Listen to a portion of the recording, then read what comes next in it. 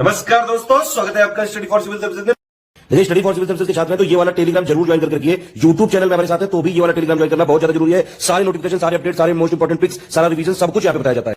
देखिए, ये हमारा एससीएस डेली क्विज चैनल है, इसमें डेली क्विज होती है, बिल्कुल फ्री में, इसको जरूर ज्वाइन कर लीजिएगा। ये हमारा इंस्टाग्राम का पेज है, इसको जरूर फॉलो कर लीजिएगा। स्टडी फॉर सिविल .सर्विसेज करके अगर आप इंस्टाग्राम में सर्च करेंगे तो आपको मिल जाएगा। वीडियो के डिस्क्रिप्शन में इसकी लिंक दी हुई। इसमें आप स्टोरी सेक्शन जरूर देखते रहा करिए, प्लस इसमें हाईलाइट्स आते रहते हैं और प्लस पोस्ट आती रहती है, इनको जरूर फॉलो करते रहिए। राजा महेंद्र प्रताप सिंह की विरासत और एएमयू के निर्माण में उनका योगदान। इस समय हम राजा महेंद्र प्रताप सिंह जी पर इसलिए डिस्कशन कर रहे हैं दोस्तों क्योंकि इनका नाम फिलहाल न्यूज़ में है और इसके पीछे रीज़न ये है कि प्रधानमंत्री मोदी जी के द्वारा एक तरीके से ये अब घोषित किया गया है कि इनके नाम से एक यूनिवर्सिटी का निर्माण किया जाएगा अलीगढ़ में। राइट, तो राजा महेंद्र प्रताप सिंह की विरासत और एएमयू के निर्माण में उनका योगदान। एएमयू भी अलीगढ़ में ही है, अलीगढ़ मुस्लिम यूनिवर्सिटी। देखिए 2019 में अभी के जो सीएम हैं उत्तर प्रदेश के श्री योगी आदित्यनाथ जी, इनके द्वारा कहा गया था कि उनके नाम से एक यूनिवर्सिटी का निर्माण किया जाएगा और अब उसी दिशा में काम होते हुए दिखाई दे रहा है। राजा महेंद्र प्रताप सिंह जी एक फ्रीडम फाइटर थे, रिवॉल्यूशनरी थे, राइटर थे, सोशल रिफॉर्मर थे, इंटरनेशनलिस्ट थे। उन्होंने दोस्तों मथुरा से 1957 में इलेक्शन भी कंटेस्ट किया था, इस इलेक्शन को जीता भी था। इस इलेक्शन में उन्होंने कांग्रेस के एक दिग्गज जाट नेता और जनसंघ के अटल बिहारी वाजपेयी जी को, जो कि हमारे प्रधानमंत्री भी बने थे, हमारे पूर्व प्रधानमंत्री, इनको हराया था। महेंद्र प्रताप सिंह जी ने प्रोविंशियल गवर्नमेंट भी स्टैब्लिश की थी दोस्तों अफगानिस्तान में, काबुल में, और ये तब की बात है जब प्रथम विश्व युद्ध चल रहा था। ब्रिटिश गवर्नमेंट ने उनकी एक्टिविटीज को देखते हुए उन्हें टारगेट किया था। 1932 में उनका नॉमिनेशन भी हुआ था नोबेल पीस प्राइज के लिए। ये नॉमिनेशन क्यों किया गया था, इस पर बात हम इस वीडियो में आगे करने वाले हैं। राजा महेंद्र प्रताप सिंह जी वापस भारत आए थे। भारत आने के बाद उन्होंने जो फ्रीडम का स्ट्रगल हो रहा था इसमें अपना योगदान जारी रखा था। वो गांधी जी के साथ काम कर रहे थे। गांधी जी से उन्होंने मुलाकात भी की थी वर्धा के आश्रम में जब वो वापस आए थे। तो ये कुछ प्रमुख बातें हो गई उनसे जुड़ी हुई। अब यहाँ पर जिस आर्टिकल से हमने ये पॉइंट्स लिए हैं दोस्तों, इस आर्टिकल में ये कहा गया है कि क्या क्या चीज़ें इनके बारे में इसमें डिस्कस की गई है। यहाँ पर कहा गया है दोस्तों कि उनका एजुकेशन में कैसा योगदान था और उनके एजुकेशन के योगदान को देखते हुए ही उन्हें नोबेल पीस प्राइज के लिए नॉमिनेट किया गया था। वो एक तरीके से वामपंथी विचारों की ओर क्यों झुके थे।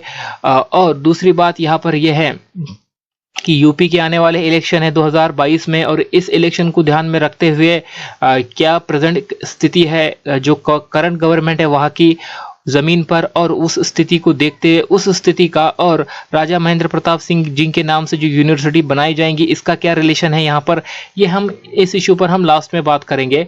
तो यही कुछ चीज़ें हैं इस वीडियो में हम डिस्कस करने वाले हैं।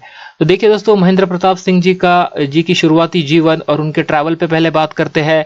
राजा महेंद्र प्रताप सिंह जी का जन्म एक जाट फैमिली में हुआ था दोस्तों। हाथरस डिस्ट्रिक्ट में एक मूरसन नाम का एरिया था, मूरसन नाम का इलाका था, वहाँ के ये किंग थे। एक तरीके से इनका वो स्टेट था मूरसन।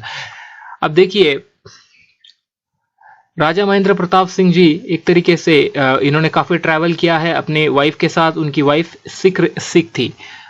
जब वो वापस आए थे दोस्तों, तो वापस आने के बाद उनका जो रेसिडेंस था उस रेसिडेंस को उन्होंने एक तरीके से एक टेक्निकल एजुकेशन स्कूल के रूप में कन्वर्ट किया था, प्रेम महाविद्यालय। ये 1909 की बात है। राइट, और कहा जाता है कि ये हमारे देश का पहला पॉलिटेक्निक का इंस्टीट्यूट था या पहला पॉलिटेक्निक का कॉलेज था। अब अलीगढ़ मुस्लिम यूनिवर्सिटी के साथ इनका क्या कनेक्शन है, जैसे कि हमने शुरुआत में कहा कि इनका क्या योगदान रहा है अलीगढ़ मुस्लिम यूनिवर्सिटी के फॉर्मेशन में। तो देखिए दोस्तों, ये अपनी शुरुआती इन्होंने अपनी पढ़ाई गवर्नमेंट स्कूल से पूरी की थी। राजा Mahendra Pratap Singh ji Mohammedan Anglo oriental college जो कि अलीगढ़ में है, जिसे आज हम एएमयू के नाम से जानते हैं दोस्तों, यहाँ पर इन्होंने अपना आगे की पढ़ाई जारी रखी थी। यहाँ से ये अपना ग्रेजुएशन पूरा नहीं कर पाए, फिर भी आज एक प्रोमिनेंट एलुमनी के रूप में इस यूनिवर्सिटी के एक प्रोमिनेंट एलुमनी के रूप में इन्हें जाना जाता है। अब देखिए, महेंद्र प्रताप सिंह जी के जो फादर थे राजा घनश्याम सिंह, इनके और सर सैयद अहमद खान साहब जो थे, जिन्होंने अलीगढ़ मुस्लिम यूनिवर्सिटी को फॉर्म किया है दोस्तों, इनके रिलेशंस अच्छे थे, ये क्लोज थे।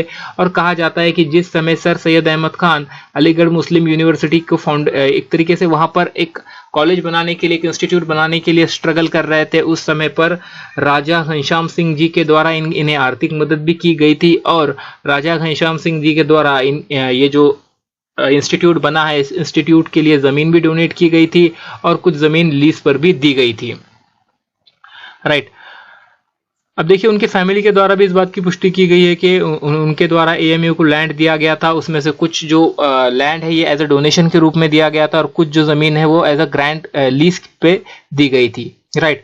और दोस्तों, राजा महेंद्र प्रताप सिंह जी ने अलग अलग वहां पर इंस्टीट्यूशंस को जमीन डोनेट की थी। एजुकेशनल इंस्टीट्यूशन की यहाँ पर बात की जा रही है। Raja Mahendra Pratap Singh to give land to various educational institutions. Right. तो एजुकेशन में उनका योगदान काफी काबिले तारीफ रहा है उस समय पर, और इस वजह से ही उनका एक तरीके से नॉमिनेशन हुआ था नोबेल पीस प्राइज के लिए। राजा महेंद्र प्रताप सिंह जी दोस्तों, एक तरह से देखा जाए तो 1914 में एक तरह से लेफ्ट करते हैं कंट्री को यहाँ के, और वो 1 दिसंबर 1915 को प्रोविंशियल गवर्नमेंट को स्टैब्लिश करते हैं बागे बाबर इन काबुल। राइट। और यहाँ पर वो प्रेसिडेंट थे और मौलाना बरकतुल्लाह ऑफ भोपाल ये प्राइम मिनिस्टर थे इस प्रोविंशियल गवर्नमेंट में। अब देखिए, जब हम प्रोविंशियल गवर्नमेंट की बात करते हैं तो दोस्तों ये काफी पहले की बात है। ये बात है 1915 की। ऐसा ही एक अटेम्प्ट किया गया था। हमारे जो नेताजी सुभाष चंद्र बोस थे, इन्होंने भी 1943 में एक तरह से आज़ाद हिंद फौज गवर्नमेंट स्टैब्लिश की थी, या आज़ाद हिंद फौज की शुरुआत की थी सिंगापुर से। तो उसके पहले एक ऐसा ही अटेम्प्ट होते हुए यहाँ पे दिखाई देता है। हमारे देश की आज़ादी को, हमारे देश को आज़ाद कराने के लिए आज़ादी के आंदोलन में योगदान देते हुए राजा महेंद्र प्रताप सिंह जी भी यहाँ पर दिखाई देते हैं। बट ये 1915 के समय की बात थी, जब उन्होंने अफगानिस्तान में प्रोविंशियल गवर्नमेंट बनाई थी इंडिया की।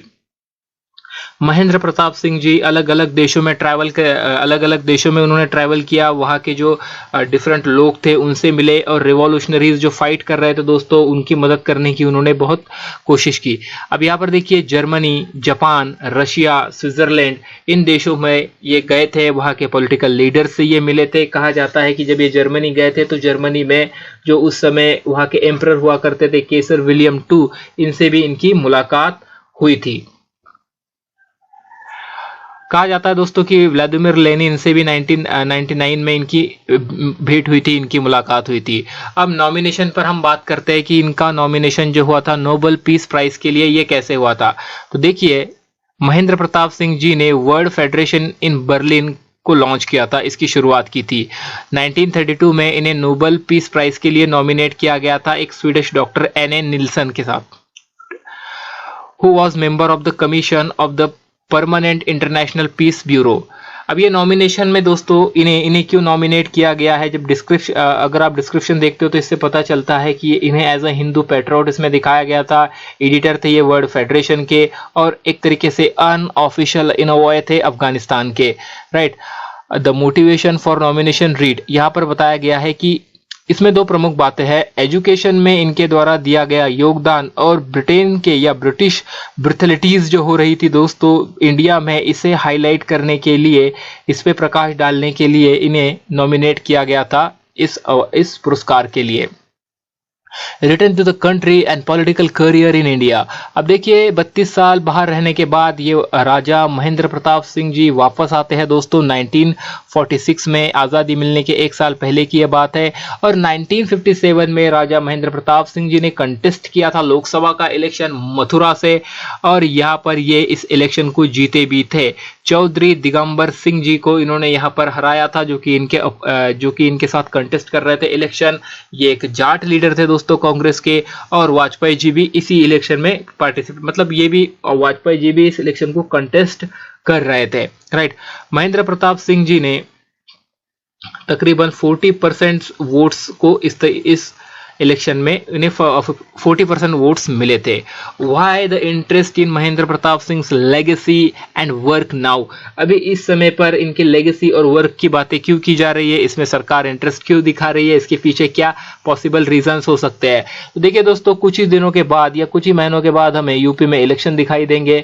अभी फिलहाल की स्थिति ऐसी है कि ये राजा महेंद्र प्रताप सिंह जी एक जाट किंग के रूप में जाने जाते हैं। वो एक जाट किंग थे और फिलहाल जो पार्टी यूपी में सत्ता में है, इससे वहाँ के जो जाट है, स्पेशली जो जाट फार्मर्स है वेस्टर्न यूपी में, वो नाराज है और उन्हें फिर से एक तरह से खुश करने के लिए या अपना जो ग्राउंड है या अपनी जो पकड़ है जाट वोटर्स के बीच में उसे मजबूत करने के लिए सेंट्रल गवर्नमेंट के द्वारा या स्टेट गवर्नमेंट के द्वारा इस तरह की ये इश्यूज को इस समय पर फोकस किया जा रहा है, ऐसा इस आर्टिकल में कहा गया है। ये इसके पॉसिबल रीजंस हो सकते हैं। दूसरी बात यहाँ पर ये भी कही जा रही है दोस्तों कि देखिए एएमयू को बिल्ड करने में और फ्रीडम स्ट्रगल में इनका योगदान था, बट इनके योगदान को एक तरीके से उतना सराहा नहीं गया या इस पर उतना प्रकाश नहीं डाला गया। इन्हें एक तरीके से साइड कर दिया गया उस समय की लीडरशिप के द्वारा या उस समय की गवर्नमेंट के द्वारा, ऐसा भी कहा जा रहा है। अब देखिए दूसरी अगर हम बात करें तो कॉन्ट्रा आर्ग्यूमेंट भी हो रहे हैं जब हम लैंड देने की बात कर रहे हैं कि इनके द्वारा, इनके फैमिली के द्वारा लैंड डोनेट किया गया था, लीज पर दिया गया था। तो कुछ लोग ये भी कह रहे हैं कि वही जो 1000 एकड़ का बड़ा कैंपस है एएमयू का, उसमें इनके द्वारा ज़्यादा कंट्रीब्यूशन नहीं किया गया था। तो ये बातें होती रहेंगी, ये बातें हमारे लिए मायने यहाँ पर नहीं रखती है। हमारे लिए क्या चीज़ें मायने रखती है दोस्तों कि राजा महेंद्र प्रताप सिंह जी का नाम अभी न्यूज़ में है। वो एक जाट किंग थे, जाट लीडर थे, उन्होंने कंट्रीब्यूट किया है देश की फ्रीडम स्ट्रगल में, राइट। अब देखिए दादा भाई नौरोजी और बाल गंगाधर तिलक उस समय के कांग्रेस के जाने माने नेता थे। इनके स्पीचेस से राजा महेंद्र प्रताप सिंह जी प्रभावित हुए थे और इनके प्रभाव से ही 1906 में जो कलकत्ता में सेशन हुआ था दोस्तों कांग्रेस का, इस सेशन को इन्होंने अटेंड भी किया था, राइट। और इनकी फैमिली इस तरीके से ये सेशन अटेंड कर रहे थे, ये नहीं चाहती थी, मतलब फैमिली के न चाहते हुए भी उन्होंने ये सेशन अटेंड किया था। तो यहाँ पर जब हम इन्हें याद करेंगे तो इन्हें याद किया जाएगा एक फ्रीडम फाइटर के रूप में, एक रिवॉल्यूशनरी के रूप में, एक सोशल रिफॉर्मर के रूप में, एक एजुकेशनिस्ट के रूप में, जिसने एजुकेशन को भी आगे बढ़ाने के लिए कॉन्ट्रीब्यूशन किया। तो इस वीडियो में इतना ही था। इस वीडियो को पूरा देखने के लिए आपका बहुत बहुत आभार। चैनल को सब्सक्राइब कीजिए। मिलेंगे अगले वीडियो में। बाय।